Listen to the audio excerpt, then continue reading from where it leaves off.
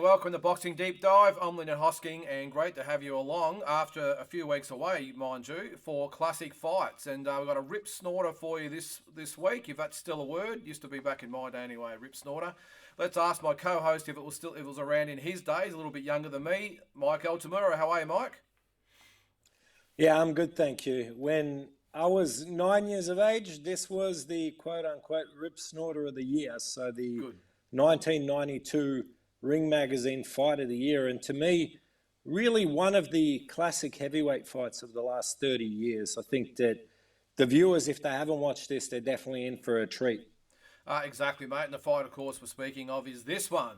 Michael MOORER up against smoking Bert Cooper for the WBO Heavyweight Championship. You can see there it took place on May 15th, 1992 in Atlantic City, New Jersey. And I think this was this promoted by Trump, or it was actually at one of his, I think the convention, where was it? The Atlantic City? Yeah, I think was it. Yeah, it was at one of his facilities, but it was actually promoted by the Duvers. So okay. just for a bit of context on this is Michael MOORER. What was Moorer's record coming into this bout? It would have been 30 so no, around 34-0, something like that? He was. I've got it right here. If I can bring it up. I think I'm normally prepared like this. Who are we looking at there? So it was... I've got his box rec in front of me just for this. He was 28... Michael MOORER was 28-0. Oh, he was only 28-0. Wow. 28-0, yeah. Yeah, because he moved up... Effectively, he moved up from light heavyweight with a 100% knockout record, and really the couple fights leading into this bout kind of added more question marks to his name, if anything. The previous bout, he had struggled to a 10-round decision over journeyman Everett Bigfoot Martin. He came to Australia at sustained one stage, a knockdown in that bout. Yep.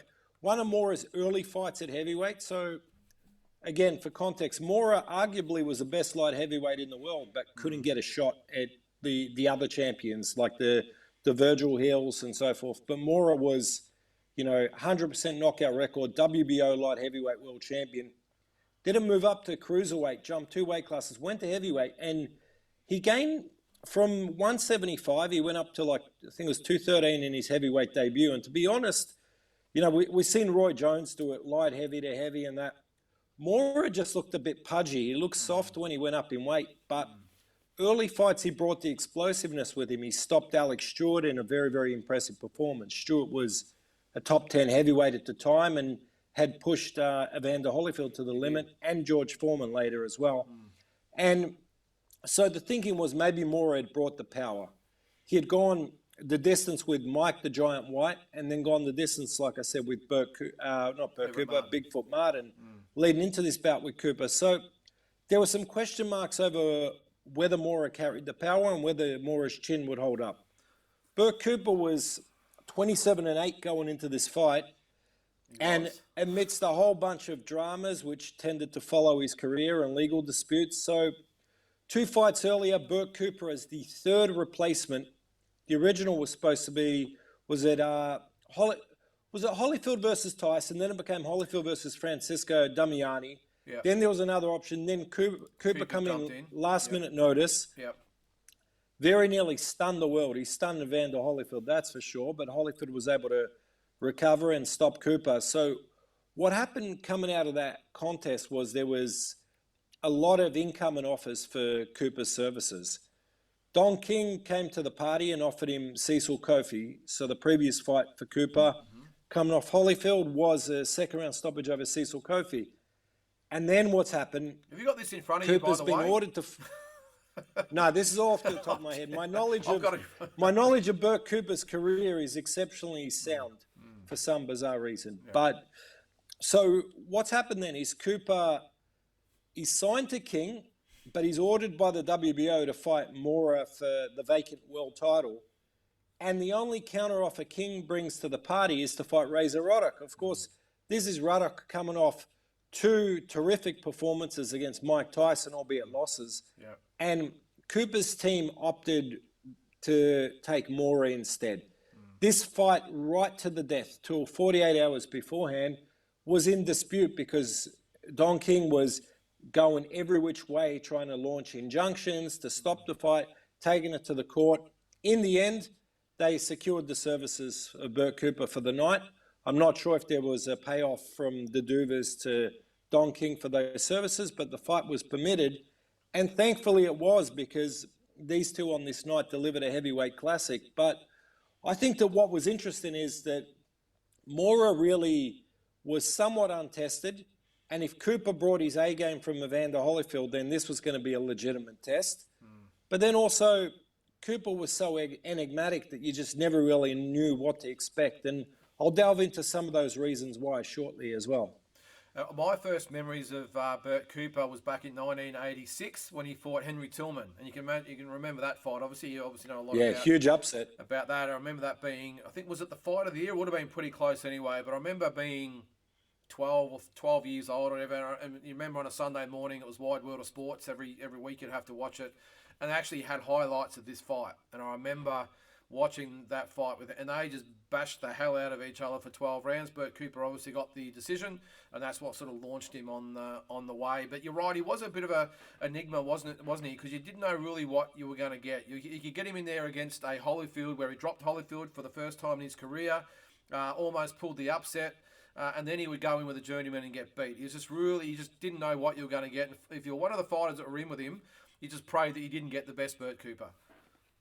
Well, with Cooper, I mean, he battled addiction throughout his career. Yeah. His management used to call him $50 Bert, so they would send him $50 a day of his purses, because they knew that $50 he could live, but he couldn't get in too much trouble. And when they would send him to camp, they reckon when he was disciplined, he was there with the best fighters of the world. But the thing is with Bert, he was, and you'll see it a bit in his bobbing style, he was a Joe Frazier protege. Joe actually had enough and threw him out of camp. Joe had signed him. His sign-on bonus was a car. So Joe had bought him a brand new car, and a few years into the deal, even, Joe Frazier got fed up with Bert because he just couldn't reel him in. Then his management come in and realized you couldn't give him too much. So Bert was the kind of guy, if you gave him $20,000 purse coming out of the fight, he would disappear for 3 months. And there's the legendary tale when he fought George Foreman, where he just looked a mess. Like, that was expected to be the toughest bout of George Foreman's comeback to that stage. And Foreman stopped him in a few rounds. But effectively what happened, 48 hours before the contest, two ladies of the night rolled around to Bert Cooper's hotel with a bag of cocaine. And Bert didn't actually re-emerge till the night of the weigh-in. And then supposedly the ladies rolled back with Bert that evening, so for a secondary trip. And then next thing Bert remembers is he's getting waved off against Foreman, but he was in no condition for the fight. And that was kind of, like I said, the vices of what really held back Bert, because on ability, he probably should have at minimum been cruiserweight world champion. Yeah. But, equally as enigmatic, well, not equally as enigmatic, but enigmatic in different ways, was Michael Moorer, who just had a habit of being either dynamite and explosive or just completely listless and disinterested. And that kind of trend seemed to follow his career too. Yeah, it did, didn't it? And I think he obviously split with Emmanuel Stewart a little bit after this fight, because I think Emmanuel Stewart just got fed up with the whole ignoring instructions in camp and in the fight, just fighting his own fight. And you probably see an example of that in this fight, where he's obviously not fighting to instructions because he just does his own thing, and he almost blew the title. Yeah, absolutely. And that's the thing with Moorer. Like, he was an exceptionally skilled fighter, but, even later career with Teddy Atlas, they had their battles where Teddy seemed to hunger for the championship contest more than the athlete that is the one who's supposed to be going out there and get it for themselves. The coach really should just be there to steer them. But I can see their frustrations, because when Moorer turned it on, he had extremely fast hands for a heavyweight. He did. And the power, maybe obviously didn't follow him, all the power didn't follow him up to heavyweight, but he could obviously still punch. I'll get the fight rolling as we're still talking about this. As we said at the start, May 15th, 1992, so you can see Moorer there. And he actually looks like he carries he has a really good frame for a heavyweight, doesn't he? Because even though he's put on 40-odd pounds, he actually looks quite good. Yeah, and this is one of those fights that, even though Moorer had more recently shifted up in weight, he's probably the bigger guy physically between the two. Bert was only around 5'10" and a half, and it wasn't a real big heavyweight by any stretch. Yeah. And yeah, expect dynamite, expect fireworks from the opening bell when these two styles combine. Fireworks, all right. Yeah, well, as you said, like going in, Cooper was 224 and a quarter in this fight, and Moorer was 217. But it didn't take long for him to make his impression, as you're about to see here. And he did, and this happened to Moorer a couple of times in his career too, didn't it? Most famously against David Tua. David Tua. Yeah, famously in that bout. But yeah, he could start a little cold and just kind of not be focused early in bouts. But it's just thing to see here, it's the way he gets hit. Now, obviously, Cooper can do that. He did against Holyfield, but Moorer just had this ability just to get chinned. And he's one of those fighters who if he did get chinned pretty bad, he just didn't have the ability to either disguise it or tie him up. He just froze, you can see there. And really, if you look at that fight in this day and age, the referee could have had every right just to wave it off right there and then, because he pretty much froze on the ropes and just didn't move. Absolutely. And one thing that, like you noted, one trend that followed Moorer throughout his career, when he was hurt, he didn't hold. You see it here, he tried to swing back and fire his way out of trouble. And it's not like we're in the 2.5 minutes in. It's the first minute, and obviously he gets his own back in a second here. But yeah, he just wouldn't. He was a stubborn fighter. I think it's probably the best way to describe him. He could box, he could punch, but he could also get chinned, and probably made for some great fights. As Cooper here, do you think? Looking at Cooper, you did say at the start, obviously it was on short notice. Do you think his conditioning was probably where it needed to be for this fight? Because after having watched it again in the lead up to this, just got the impression if he had been a little bit more conditioned, the result would have been a lot different. And you can see that. Yeah, I really think in there that's a hell of a knockdown. You know, Bert does well to get back up from that. And you see when Moorer actually gives himself a little bit of space, just how much of a classier fighter he is. But yeah, I think what plagued Bert a lot of his career, and essentially from Holyfield bout onwards, was just poor conditioning. You know, like he essentially had 2 or 3 real solid rounds in him, and then once if that early storm could be absorbed, then he would kind of fall apart at the elite level, anyways. And his cross-arm defence, or whatever you want to call it, is obviously inherited from Fraser. In that instant when he was tied, probably actually worked against him, because he had the arms up and he really didn't have the cohesion or the faculties left to actually ride the punches that you need to. And you can see even later in this fight, he just didn't have the ability to defend because of that cross-arm defence. Pretty good if you're actually fit and in shape and ready to go, but not so good if you can't stop the punches coming at you. But one thing about him, he had a ton of heart. Just a ton of heart. And that was, as I said earlier, the first time I saw him against Henry Tillman.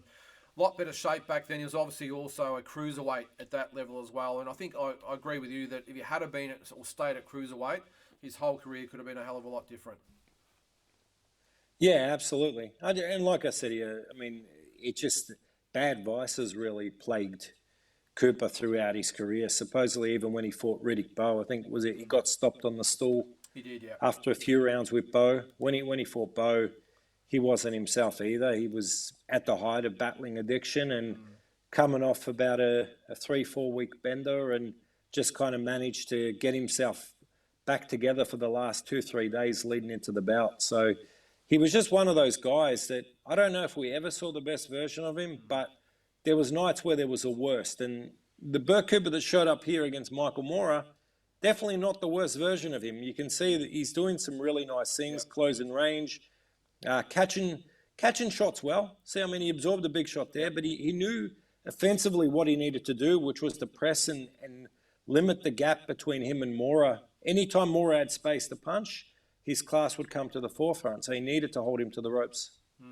And like you said before, conditioning, he did actually fight. When he fought Riddick Bowe, he actually got stopped in the second round of that fight. But he actually only fought Ray Mercer a couple of months before that. And actually lost a decision, team unanimous decision. But so he lost to both those guys back to back.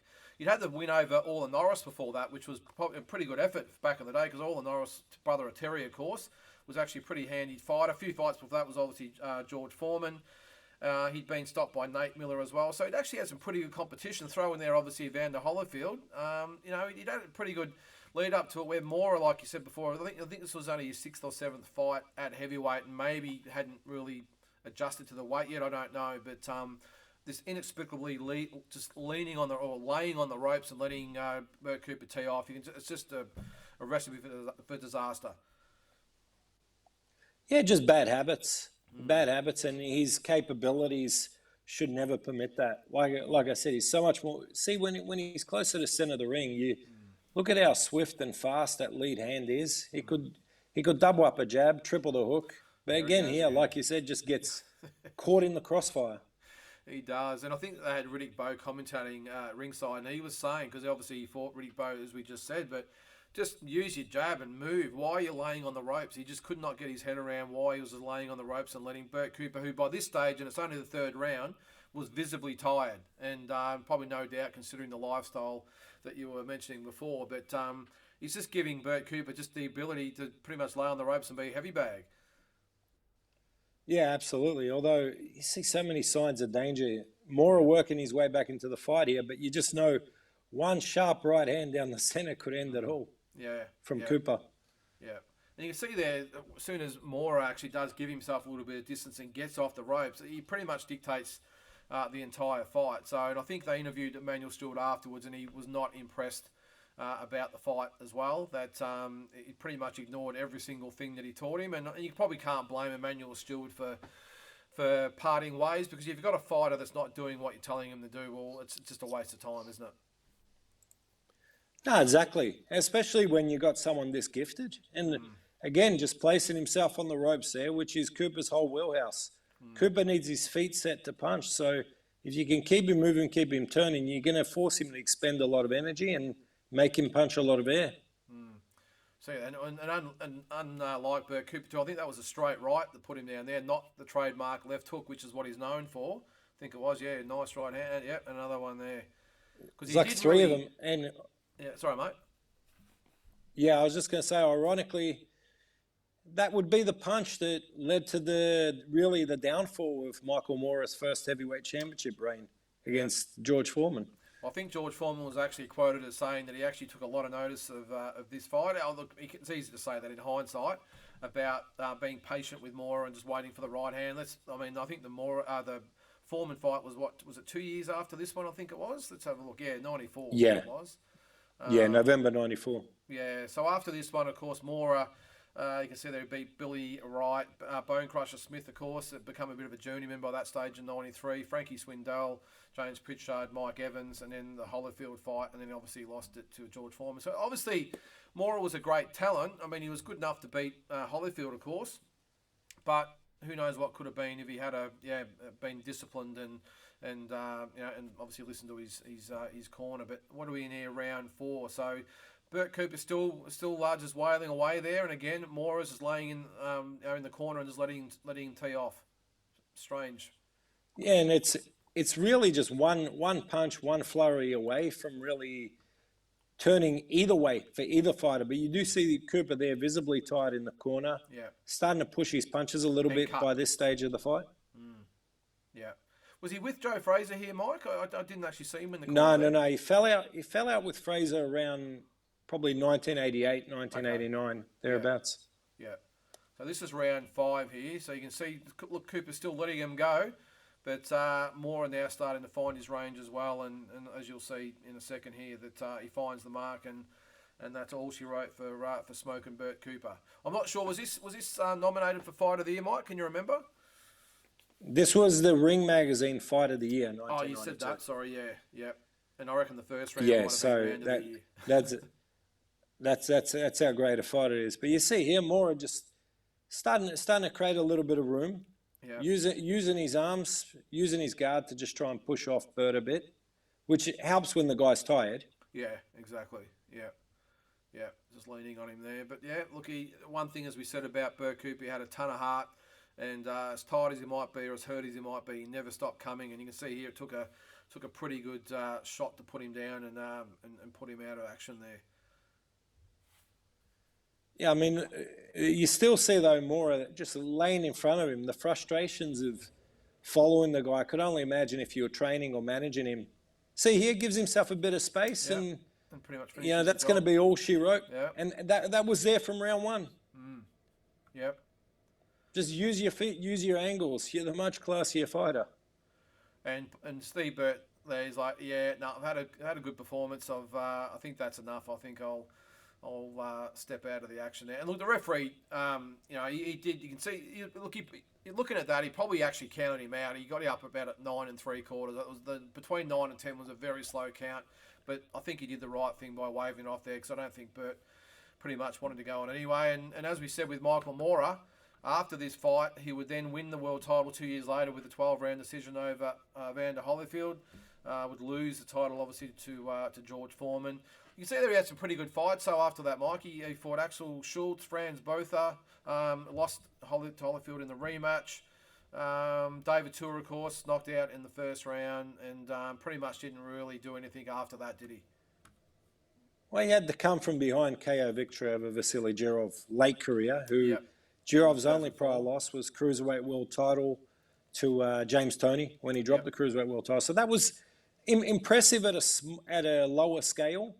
But a lot of people felt with Moorer, even though Moorer had a great night against Evander, and of course first ever Southpaw heavyweight champion of the world, he's more remembered as the guy that dropped the world title to the oldest heavyweight champion ever in George Foreman at 45 years of age. And that, from what I've heard, he really struggled to get over that, and probably didn't get over that. He did have some more wins, of course, after that, but yeah, never really reached the heights after that. And you're right, that's what he's forever known for, and we all love George Foreman because of it. I mean, Michael Moorer, he ended up retiring with a record of 52-4-1 with 40 KOs, so great knockout record. And of course, he then went on to we joined the wildcard gym at the peak of their powers when Manny Pacquiao was ruling the world, but it didn't actually work there, did it? I think he was there for 2 or 3 fights of Pacquiao, and then he mysteriously disappeared. I'm assuming that was under the same thing as those Manuel Stewart thing. He wouldn't listen or whatever. What was your take on it? This is direct from Freddie Roach. Yep. Essentially, Michael Moorer is just not a people person.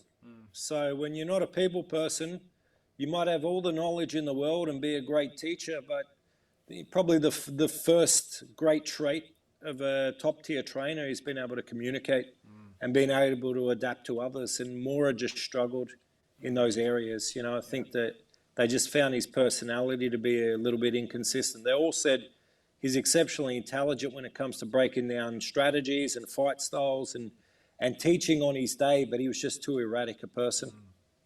Yeah, well, it's a shame because he had a golden opportunity there and obviously blew it. Let's get to Bert Cooper. So after this fight, he lost the decision a couple of fights later to Mike Weaver, who probably would have been about 50 at that stage, I'm probably thinking.